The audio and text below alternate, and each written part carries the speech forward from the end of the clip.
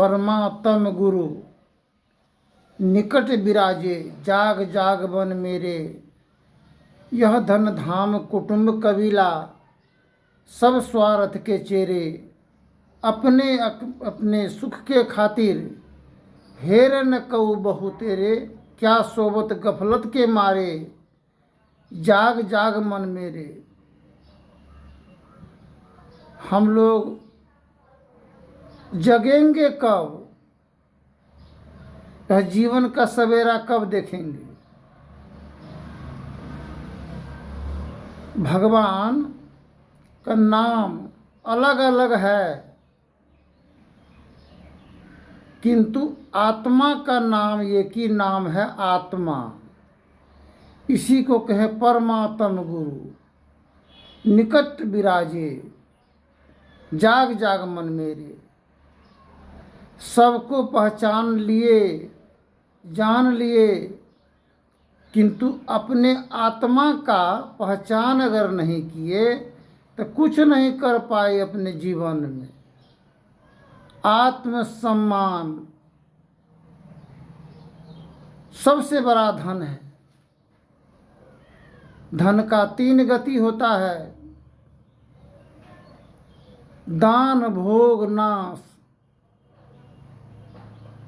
धन मिला, कमाए, माता पिता का भी धन अर्जन प्राप्त किए, अगर असहाय निसहाय बेसहारा को सहायता नहीं कर पाए, वह धन नाश होगा।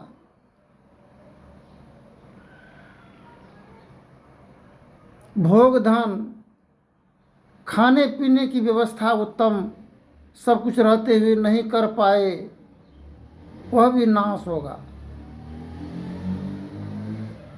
नाश कैसे होता है?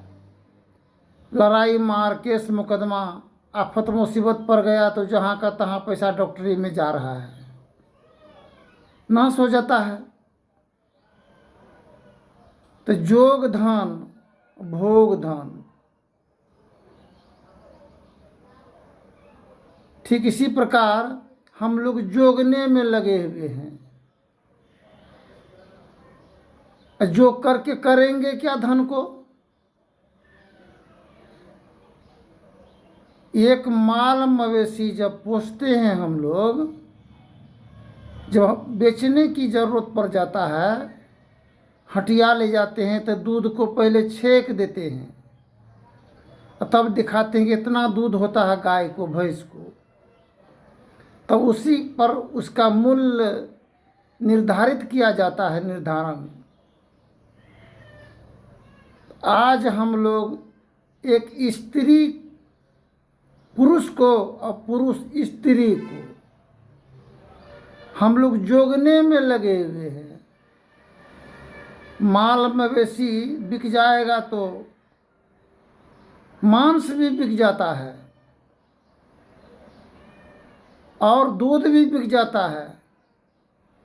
क्या हम लोग इंसान हैं, मानव हैं? क्या हम लोगों को मांस बिकेगा? जोगना और भोगना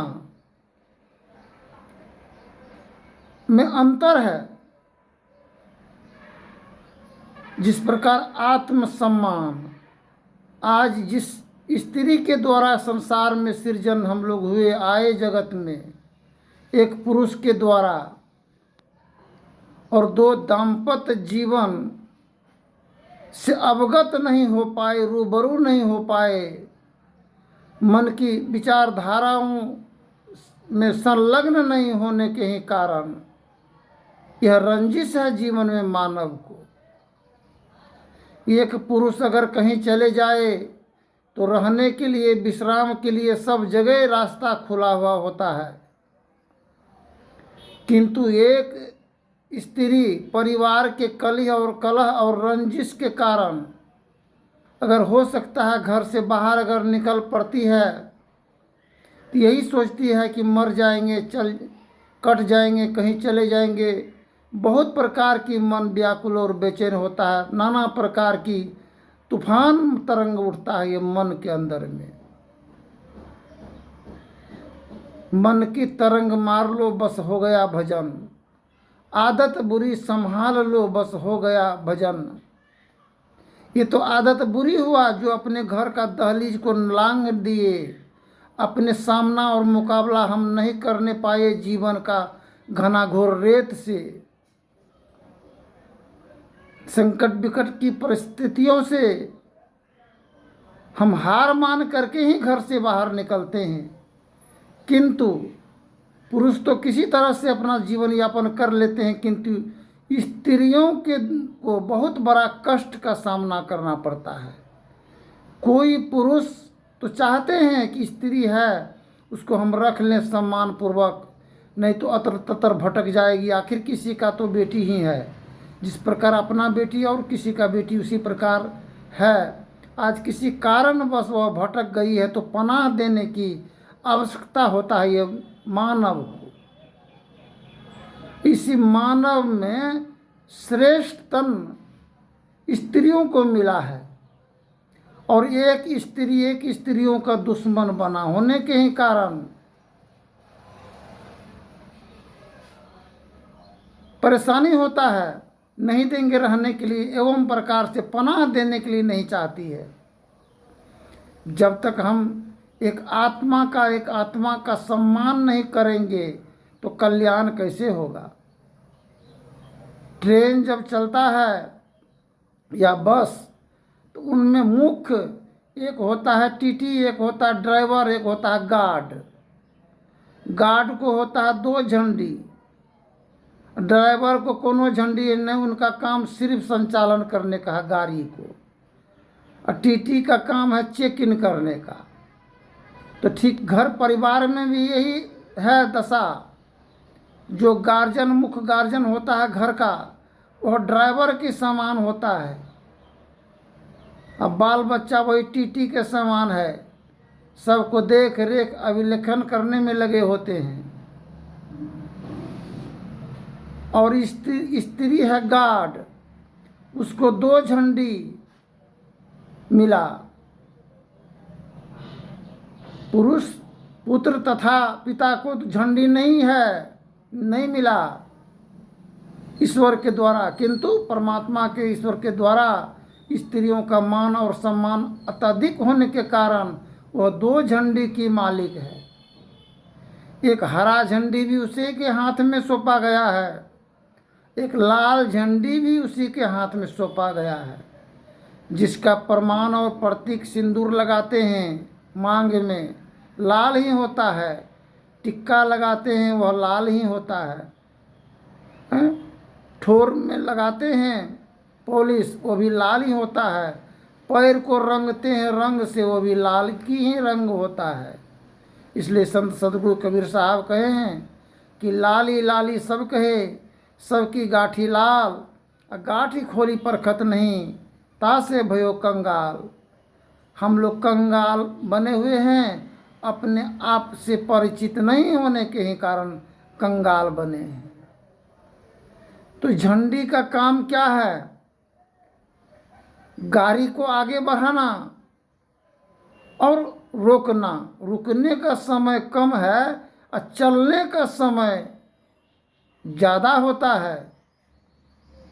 अगर वो झंडी पकड़ा दिया गया है और जहाँ लाल झंडी दिखाने का है तो वहाँ हरा दिखाया जाए, और जहाँ हरा का झंडी दिखाने का जरूरत पड़े तो वहाँ लाल दिखाया जाए, तो गाड़ी कहाँ कहाँ जाएगा। इसलिए इस जीवन का गतिविधि को जानने के लिए सरकार के द्वारा हर प्रीफरेंस तो अत्यधिक महिलाओं को दिया गया है, फिर आत्मज्ञान उनको कौन देगा। आत्मज्ञान के लिए संत महापुरुष ही जगत में आए हैं आत्मज्ञान देने के लिए। इसलिए माता बहन जगत में सर्वोपरि हैं और सम्मान और मान अदब कदर प्रदान करने की अधिकारी हैं, जिसके द्वारा संसार में शीतल छांव प्रदान होगा। सर्फ चंदन के वृक्ष में लिपटा होता है। चंदन वृक्ष लिपटत रहत भुजंग, भुजंग कहते हैं सर्फ को, और चंदन का वृक्ष ठंडा होता है और सर्फ विषैला जानवर होते हैं। जब उसको विष जब ज़्यादा होता है, बेचैन हो जाते हैं, विष से व्याकुल होता है, तो चंदन के वृक्ष में लिपट करके उस ठंडा में अपने विष उसका शांत होता है, उस शीतल छाँव में, उस ठंडा के ही कारण। ठीक इसी प्रकार स्त्री चंदन के वृक्ष के समान हैं और पुरुष कल्प वृक्ष के समान हैं। कोई भी कल्पना करते हैं जब भी, तो अपने पति देव को कहते हैं, पिता को कहते हैं, और जहाँ से भी हो उपलब्ध किया जाता है घर की वस्तु। तो कल्पना हम लोग किससे करते हैं? भगवान से मांगते हैं, देवी देवता से मांगते हैं। किंतु जो श्रीमान हैं घर के गृहस्वामी उसको अपमान और बदनाम और जलील करते हैं। अपना ही घर परिवार में घर के श्रेष्ठ जन उसको अपमानित करके बाहर निकाला जाना, ये सभी के दुखों का कारण है।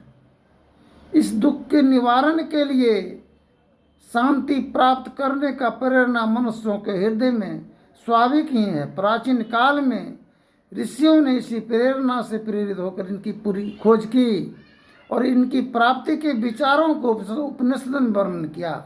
इन विचारों को ही संत मत कहते हैं। धन्यवाद। जय हिंद, जय भारत। आगे के प्रसंग में बोलेंगे।